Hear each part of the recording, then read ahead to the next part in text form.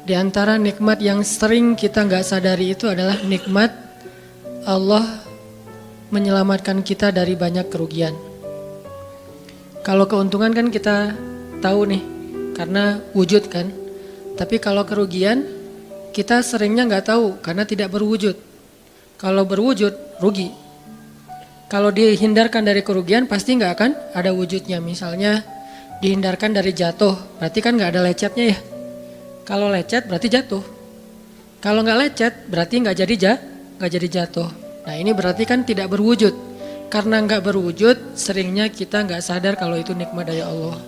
Tapi kita harus belajar yakin itu sering terjadi dalam hidup kita.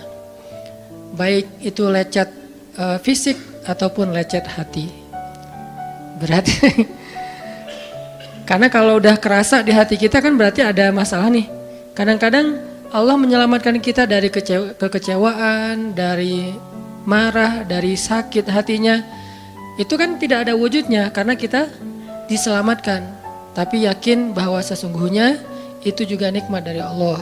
Makanya harus tetap bersyukur walaupun kita kadang gak bisa menghitung nikmat Allah. Karena emang gak mungkin menghitung nikmat Allah. Wa in ta'uddu ni'matallah. Gak mungkin kita bisa menghitung nikmat Allah. Gampangnya misalnya coba aja, ada nggak kita yang bisa ngitung jumlah tetes air hujan ketika turun hujan? Itu baru satu nikmat ya, hujan doang nih.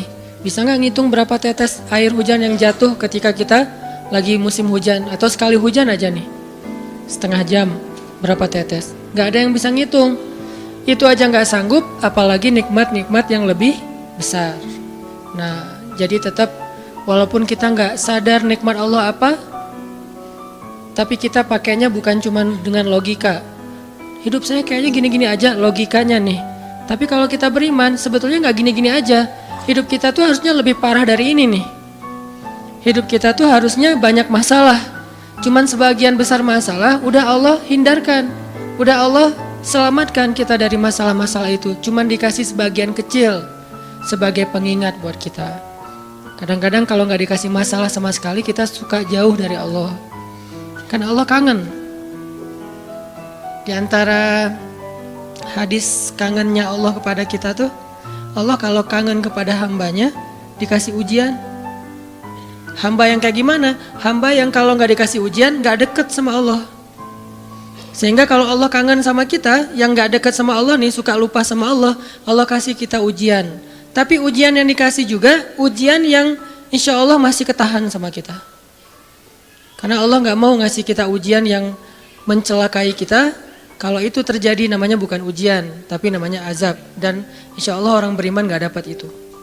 Yang dapat kayak gitu tuh kelasnya udah kelas Firaun, Haman, Korun, Namrud ya. Abu Jahal, Abu Lahab itu kayak gitu tuh. Tapi kalau kelas orang muslim yang udah beriman cuman gak soleh-soleh amat, insya Allah yang dikasih bukan azab, yang dikasih adalah ujian. Kenapa? Allah kangen dengerin curhat kita di sepertiga malam. Allah kangen ngeliatin kita menangis dan manja kepada Allah. Allah kangen kita bangun tengah malam atau sepertiga malam berdoa kepada Allah. Allah kangen kita berdiri dan sujud dengan waktu yang lama. Kadang-kadang sujudnya setengah jam, saking lagi berserah diri kepada Allah. Allah kangen. Makanya dikasih ujian dikit. Tapi ujian yang dikasih ke kita tuh sedikit dibandingkan yang Allah hindarkan dari kita. Tapi mana buktinya dihindarkan? Kalau ada buktinya namanya gak dihindarkan. Kalau sudah wujud namanya kena. Kalau gak kena pasti gak ada wujudnya. Terus gimana kita tahu? Kita mungkin gak tahu, tapi kita bisa meyakininya, iman. Makanya yang dipakai bukan hanya logika, tapi juga iman. Karena Allah Subhanahu wa taala menyelamatkan kita siang dan malam. Kulla yaumin huwa fi sya'n. Itu ayatnya. Kulla yaumin huwa fi sya'n. Setiap hari Allah sibuk menyelamatkan kita. Salah satu tafsir dari kalimat fi sya'nin adalah Allah sibuk menyelamatkan kita. Setiap hari kulla yaum. Sibuk menyelamatkan fulan-fulan, sebanyak jumlah manusia, sebanyak itulah yang Allah selamatkan. Bukan cuma mukmin, bahkan orang kafir juga kadang Allah selamatkan. Cuman di dunia, kalau di akhirat beda lagi ceritanya.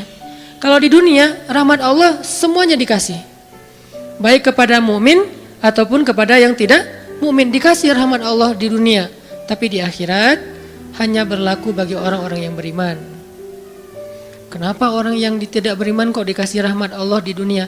Karena di sisi Allah dunia itu kecil, gak terlalu berharga, makanya dikasih semuanya. Akhirat itu berharga, makanya dikasih buat yang Allah sayangi, yang Allah pilih doang, yaitu orang yang beriman. Jadi jangan sampai kita berpikir Allah tuh kayaknya gak fair, kok orang gak beriman dikasih rahmat di dunia? Karena dunia itu gak terlalu berharga di sisi Allah. Seandainya dunia itu ada harganya walaupun sebelah sayap nyamuk, gitu kan hadisnya, gak akan Allah kasih itu dunia kecuali kepada orang beriman. Tapi berhubung lebih ringan daripada sebelah sayap nyamuk, dikasih kepada semuanya. Ibaratnya kalau kita ngasih kayak ngasih lagi jalan gitu ya, naik angkot misalnya, naik angkot terus sama istri nih naik angkot berdua.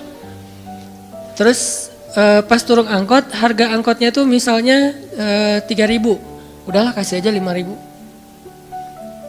Karena 2.000 yang kita kasih, nggak mungkin istri kita komplain, kemarin aku minta nggak dikasih, nggak akan mungkin kan? Kenapa? Cuma 2.000. Tapi coba ngasih 100.000, beda tuh.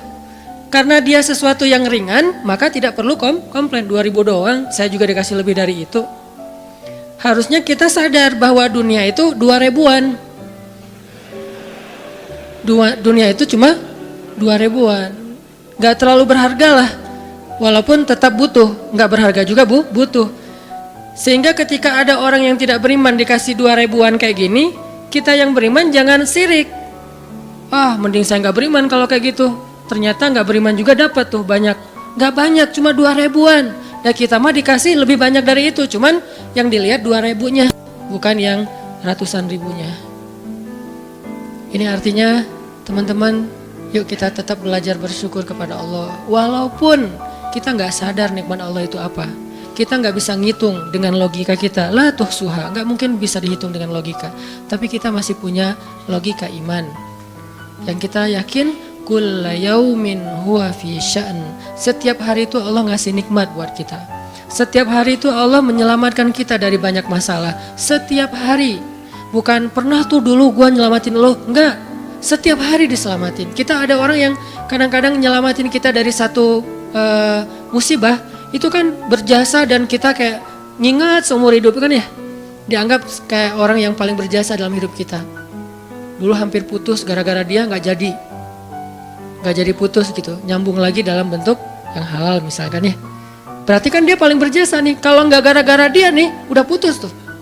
Kalau gak gara-gara dia udah cerai nih.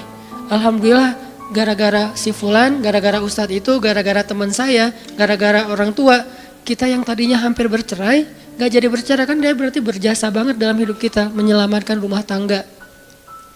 Allah menyelamatkan kita dari yang kayak gitu-gituan tuh kulla yaum, setiap hari. Kalau yang belum menikah, setiap hari Allah menyelamatkan kita dari zina. Apalagi kita hidup di zaman fitnah. Apalagi kita hidup di kota besar kayak di Bandung, yang fitnahnya mungkin lebih besar daripada di desa. Dengan mudah kita bisa terjerumus ke dalam dunia-dunia yang kayak gituan. Mudah banget. Tapi setiap hari diselamatin, besok diselamatin lagi, lusa diselamatin. Walaupun seringkali Allah pengen nyelamatin kita, kitanya aja yang kekeh gak mau diselamatin. Udah jatuh, Allah selamatkan dari apa? Dari makin terpuruk. Kadang-kadang kan jatuh ketiban tangga nih. Jatuh doang gak ketiban tangga. Allah selamatkan. Kalau nggak diselamatkan 100%, minimal diselamatkan sebagiannya supaya kita nggak benar-benar hancur. Itu sering. Yang pernah merasakan masa-masa kelam di masa lalunya, harusnya kan ketika kita dulu kayak gitu kita mungkin udah mati kali ya. Yang sering tawuran misalnya, yang sering tarung di jalan, alasannya alasan sepele gitu. Kayak kemarin saya pas ke Jakarta ada acara di daerah Bintaro tuh, lagi jalan ada tawuran pelajar, pada bawa golok, bawa samurai, bawa celurit segala macam. Kita agak-agak kaget karena kita platnya plat D gitu kan. Agak bahaya nih di Jakarta soalnya. Langsung kita gimana nih plat D, masa mau ditutup pakai tangan, gak mungkin kan ya mobil. Akhirnya la haula aja. Coba bayangin, mungkin sebagian kita pernah ngalamin masa kayak gitu dan mungkin lebih parah. Yang kayak gitu-gitu mah udah jadi kayak sarapan lah. Kalau nggak makan siang. Kayak gitu-gitu. Udah sering. Kenapa masih bisa selamat dan sekarang bisa duduk di masjid? Kalau bukan karena Allah menyelamatkan kita. Jadi kalau ada yang cerita ke saya tuh tentang pengalaman masa lalunya yang luar biasa kelam, saya tuh selalu bukan takjub ke dianya, takjub ke Allahnya. Bukan takjub karena dia bisa berhijrah, takjub karena Allah masih menyelamatkan dia dan menghijrahkan dia. Sehingga ketika dengar cerita kayak gitu, yang kita ucapkan adalah Masya Allah, Alhamdulillah. Bukan, wah hebat lo ya, dulu pernah bunuh orang, pernah ini, pernah semua dosa pernah gue lakuin dah. Itu gak perlu bangga, karena kalau dia gak diselamatin Allah, dulu udah celaka dengan dosa-dosa itu. Tapi karena Allah selamatkan, akhirnya dia diberi kesempatan. Bikin dosa dibiarin sama Allah. Bikin dosa dibiarin, bukan dibiarin berbuat dosa, dibiarin supaya dia kembali kepada Allah, dikasih kesempatan. Dan itu gak sehari, bertahun-tahun kan kita kayak gitu. Masih aja Allah biarin, masih Allah kasih kesempatan. Ini artinya teman-teman, benar, kulla yaumin huwa fi sya'an. Setiap hari itu Allah selalu jagain kita. Setiap hari itu Allah selalu nyelamatin kita dari banyak masalah. Kalau yang udah nikah, mungkin di hari-hari pertama atau tahun-tahun pertama nih pengalaman pernikahan ya. Ya nggak apa-apa deh. Sedikit lah ya, saya emang gak terlalu berpengalaman. Ada yang lebih berpengalaman dari saya lah ya. Ada sedikit pengalaman. Biasanya orang yang baru nikah ujiannya tuh 3 tahun pertama. Kalau dia bisa ngelewatin masa 3 tahun pertama, insya Allah agak lebih mudah ke depannya. 3 tahun pertama ini paling berat. Apalagi kalau dia nikahnya alhamdulillah gak pacaran. Kalau pacaran kan ujiannya udah sebelum nikah udah banyak ujian ya. Pas udah nikah ya udah selesai. Bukan udah selesai ujiannya, udah gak ada yang perlu udah hambar aja. Udah plain ya. Pernah gitu Ustaz? Enggak sih. Untung ya, untung. Alhamdulillah gak pakai pacaran, soalnya yang pacaran diputusin melulu. Jadi yang udah pacaran lama, pas udah nikah, kita mau ngapain lagi ya? Kayaknya udah semua ya. Oh iya, udah semua. Bulan madu dari dulu juga udah sering.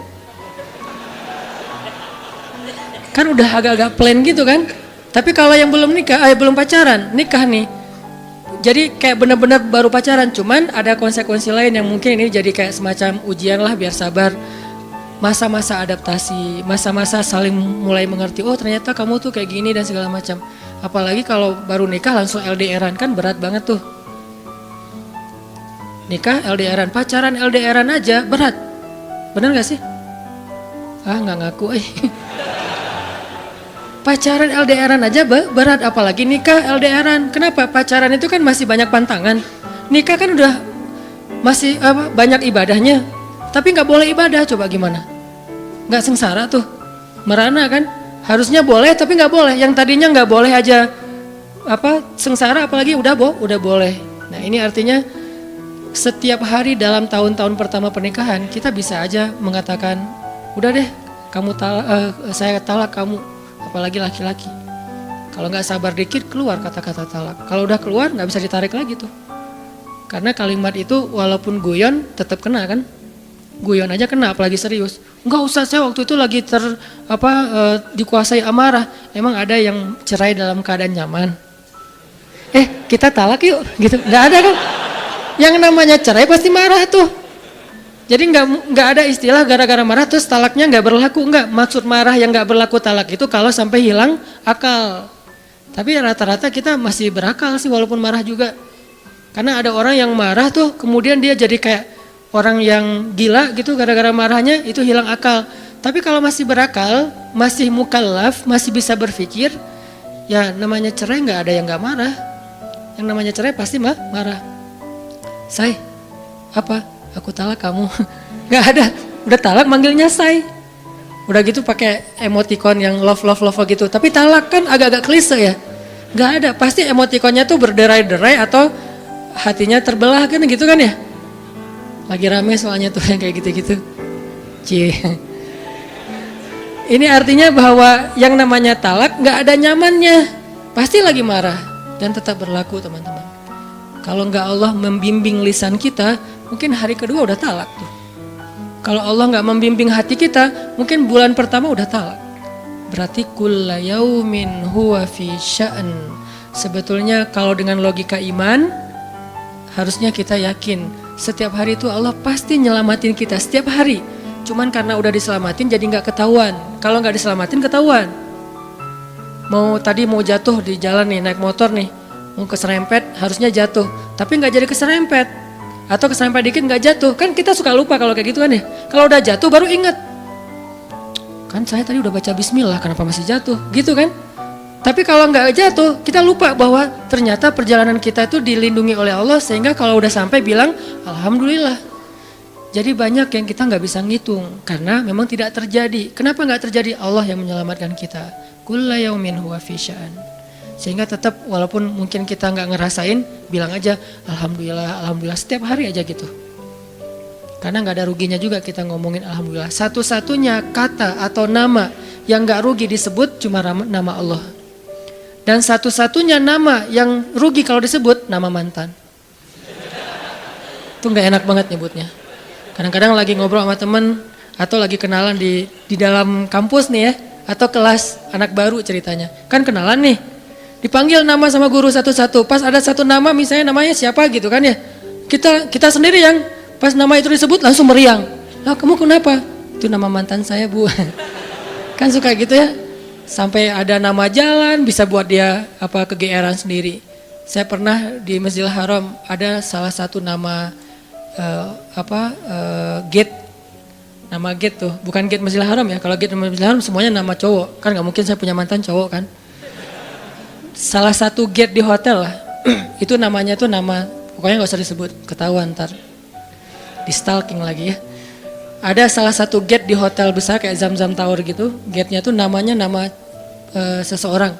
Pas ngeliat tuh, hah, gitu doang, coba bayangin, nama aja bisa bikin kita, calangap, nama, coba. Jadi satu-satunya nama yang kalau disebut itu bikin kita gak nyaman, itu nama muatan. Dan satu-satunya nama yang kalau disebut bikin kita dapat kebaikan cuma nama Allah Subhanahu wa taala. Setelah itu baru nama Muhammad sallallahu alaihi wasallam. Makanya nggak ada ruginya lah bilang bismillah, innalillah, astagfirullah, masya Allah, subhanallah dan segala macam yang ada kata Allahnya. Sehingga Nabi bilang segala sesuatu yang di dalamnya ada nama Allah maka diberkahi. Dan segala sesuatu yang di dalamnya tidak ada nama Allah maka tercabutlah kebaikannya. Jadi nggak ada rugi. Sehingga sampai nama orang aja yang paling baik itu adalah Abdullah sama Abdurrahman. Walaupun manggilnya Dul, El, tapi tetap namanya bagus nih, Abdullah, Abdurrahman. Kepanjangan prolognya. Tapi ada hubungannya. Allah itu kalau kangen sama kita, Allah kasih kita ujian. Makanya jangan bikin Allah ngasih kita ujian kalau kangen, tapi ngasih kita nikmat. Kenapa Allah kasih kita nikmat? Soalnya kita udah biasa, nggak perlu diuji juga, udah tetap setiap malam tuh curhat sama Allah. Bukan pas lagi banyak masalah doang baru curhat. Kalau pas banyak masalah doang baru curhat, berarti pas kita lagi normal, kita lama tuh nggak ketemu Allah, nggak pernah miss call Allah, nggak pernah japri Allah, nggak pernah curhat ke Allah, nggak pernah DM. Kan Allah kangen nih, kemana ya dia kok nggak pernah DM saya? Kok nggak pernah miss call saya, kok nggak pernah japri ke saya, padahal online-nya sering loh. Tapi kok nggak pernah ke saya, nih online-nya masih apa nih? Kan Allah suka gitu sama hambanya, walaupun dengan analogi sosmed ya. Tapi Allah tuh perhatian banget sama kita, Allah nungguin kita datang. Setelah sekian lama kita cuek sama Allah, tiba-tiba kita baru niat mau datang. Duh, udah lama juga ya saya belum japri ke Allah, baru gitu doang, belum diketik nih, belum typing. Baru niat doang nih, Allah udah bahagia coba. Allah kok baik banget nih sama kita ya. Seolah-olah Allah butuh kita, padahal gak sama sekali loh. Ghaniyun anil alamin. Allah tuh gak butuh kepada siapapun di antara hambanya. Gak butuh sama sekali. Tapi kayak seolah-olah Allah tuh yang butuh banget sama kita. Saking baiknya Allah. Allah itu raufun, rahimun, karimun, jawadun. Apalagi latifun. Nah latifun Allah tuh. Sangat pengen dekat sama hambanya, itu Allah. Udah lama pergi nih, sibuk dengan semua orang di japri, semua orang dia chat sampai tengah malam chat sama orang lain, tapi Allah nggak pernah di japri. Allah tungguin. Kalau manusia mungkin kita bisa nyebutnya kayak kesepian gitu, tapi Allah kan nggak mungkin kesepian, tetap aja Allah nungguin seperti orang yang kesepian, saking kangennya sama kita coba. Begitu kita ada masalah datang ke Allah, Allah nggak bilang giliran sekarang aja lo datang, nggak kayak gitu Allah. Langsung Allah dekap, langsung Allah, ada apa hambaku? Hal min haja, apakah kamu butuh sesuatu? Hal min taib, apakah kamu mau diterima taubatnya? Hal min mustaghfir, apakah kamu mohon minta ampun? Allah tanya kepada kita setiap malam, dicuekin lagi. Datang Allah ke langit dunia. Harusnya kan Allah suruh aja malaikat kasih tahu ke dia supaya berdoa. Enggak, Allah yang langsung turun. Ibaratnya Allah yang ngejapri kita, enggak dirit juga. Setiap malam japri, setiap malam enggak dirit. Padahal online-nya, lasinnya tuh per setiap jam, bahkan setiap menit dia online terus. Tapi yang Allahnya enggak dirit, ketimpa lagi tuh. Marahkah Allah? Enggak. Kalau Allah marah, pasti kita udah celaka dari dulu juga. Karena kalau Allah udah marah, maka perhatikanlah kaum-kaum sebelum kalian, kata Allah. Perhatikanlah kaum-kaum sebelum kalian, Ad, Samud, atau tokoh-tokoh sebelum kalian, Firaun, Haman, Namrud, dan seterusnya. Perhatikan kalau Allah udah marah nih. Berarti Allah belum marah sama kita. Tapi jangan sampai batasan waktu yang Allah buat itu kita lewatin, itu bahaya. Karena kalau Allah sudah menentukan waktunya, gak bisa ditolak lagi sama kita.